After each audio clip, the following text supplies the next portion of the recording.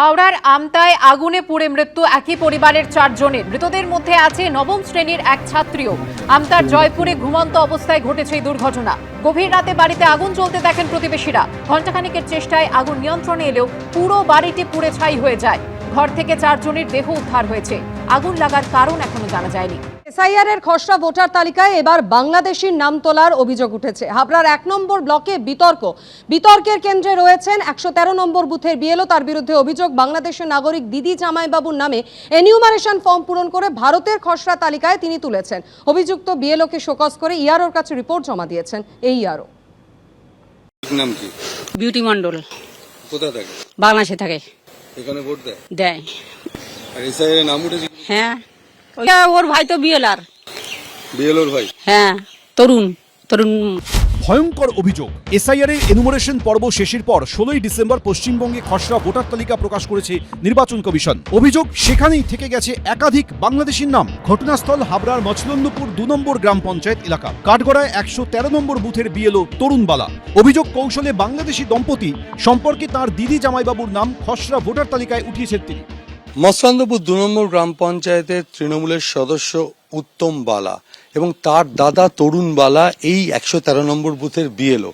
কিন্তু এলাকার বাসিন্দাদের অভিযোগ হচ্ছে তাদের দিদি বিউটি মন্ডল এবং তাদের জামাইবাবু দুজনেই বাংলাদেশি, অথচ এসআইআর এর যে খসড়া তালিকা রয়েছে তাতে তাদের নাম রয়েছে। ওনার বিউটি মন্ডল আছে, ওনার হাজবেন্ডের আছে দুলাল মন্ডল। এসআইআর এর খসড়া নাম বলেছে।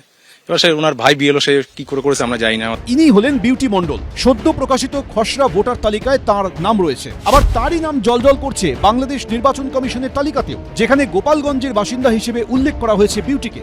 তিনি বাংলাদেশের একজন সরকারি কর্মচারী বলেও উল্লেখ রয়েছে বাংলাদেশের জাতীয় পরিচয়পত্র।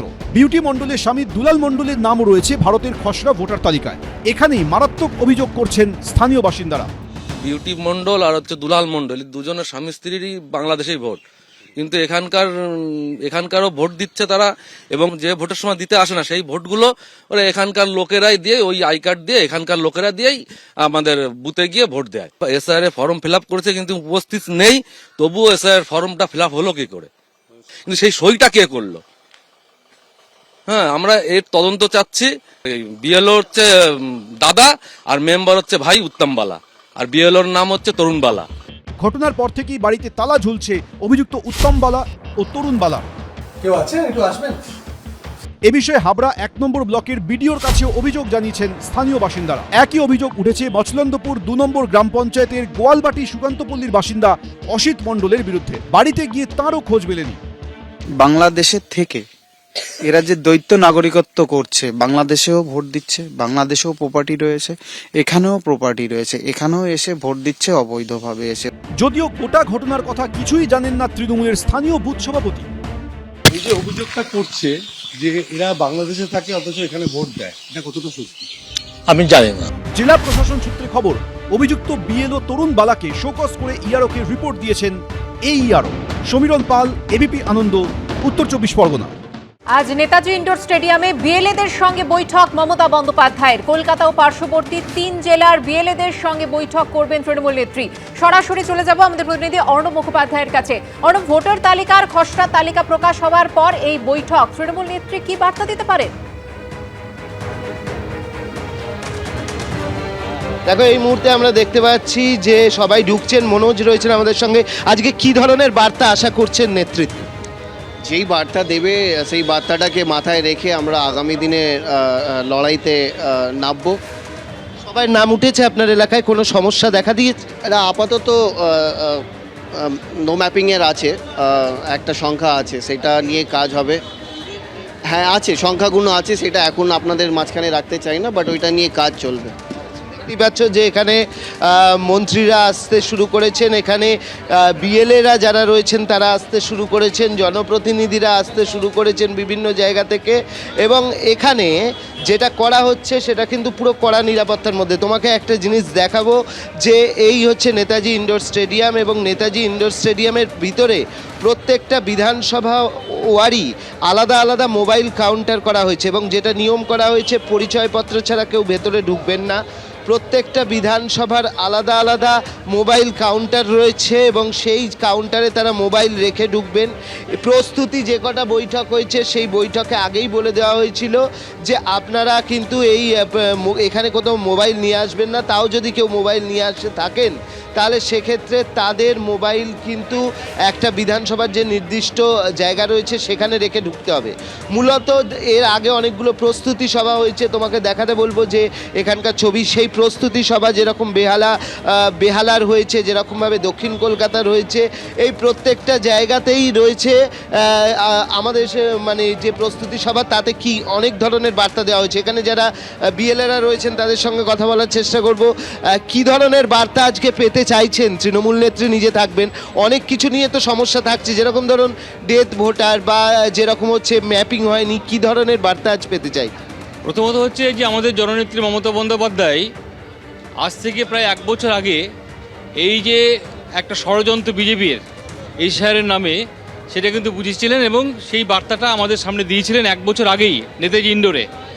আমরা পরিষ্কারভাবে বলতে চাইছি যে বৈধ ভোটার যদি বিজেপি বা তার সরকার এই নির্বাচন কমিশনকে কাজে লাগিয়ে যদি বৈধ ভোটারকে বাদ দেয়, তাহলে আমরা মমতা বন্দ্যোপাধ্যায়ের সৈনিক হিসাবে তার আদর্শ এবং তার মতাদর্শকে মেনে নিয়ে আমরা একদম প্রতিবাদে নামবো। এখানে কারা থাকছেন? বিএলএ 2 মূলত আমাদের এখানে বিএলএ 2 থাকছে এবং আমাদের বিভিন্ন শাখা সংগঠনের যারা কনভেনার তারা থাকছে, পার্টির যারা পদাধিকার বলে যারা আছেন, বিভিন্ন সভাপতি, বিভিন্ন ইউনিটের সভাপতি, ব্লক সভাপতি থেকে শুরু করে সংগঠনের বিভিন্ন নেতৃত্বে যারা আছে তারা থাকছেন। অবশ্যই দেখতে পেলে যে যেটা বক্তব্য হচ্ছে মূলত যে প্রস্তুতি সভায় যেগুলো পড়া হয়েছে, যে অনেকের ম্যাপিংয়ের মধ্যে পড়েননি, অনেকে স্থানান্তরিত হয়েছেন, অনেকের ক্ষেত্রে ডেথ মানে যে রোল আছে সেখানে নাম তোলা হয়ে গেছে। তো স্বাভাবিকভাবে তারা যদি না, তাদের হিয়ারিং হয় যে প্রয়োজনীয় ডকুমেন্ট লাগবে, সেই ডকুমেন্টের ব্যাপারে তৃণমূল কংগ্রেস তাদেরকে সাহায্য করবে, এরকমই সিদ্ধান্ত নেওয়া হয়েছে, যাতে যোগ্য কেউ বাদ না পড়ে। সেটার জন্য আজকে মূলত এই বৈঠক। কিন্তু সেখানে মোবাইল কঠোরভাবে নিষিদ্ধ, অর্থাৎ তৃণমূল নেত্রীর নির্দিষ্ট কিছু বার্তা থাকবে দলীয় কর্মীদের প্রতি। ধন্যবাদ অর্ণব। সন্দেশখালীতে ভোলানাথ ঘোষের গাড়িতে ধাক্কা, মূল অভিযুক্ত গ্রেফতার। মূল অভিযুক্ত আলিম মোল্লাকে গ্রেফতার করল পুলিশ। এফআইআরে 1 নম্বরে নাম ছিল এই আলিম মোল্লার। মিনাখা থানা এলাকা থেকে আলিম মোল্লাকে গ্রেফতার করেছে পুলিশ। আজ আলিম মোল্লাকে বসিরহাট মহকুমা আদালতে পেশ করা হবে। দেখো এই মুহূর্তে কিন্তু আলিমকে স্বাস্থ্য পরীক্ষার জন্য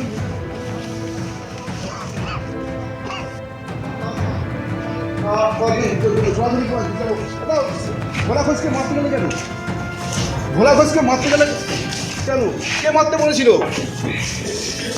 কে মারতে বলেছিল ভোলা ঘোষকে? ভোলা ঘোষকে কে মারতে বলেছিল? না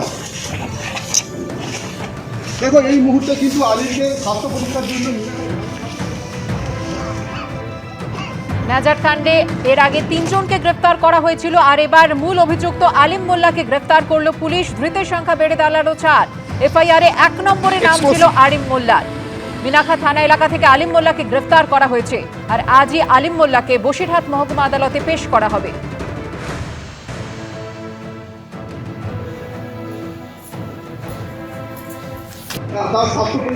এবিপি আনন্দ, এগিয়ে থাকে, এগিয়ে রাখে।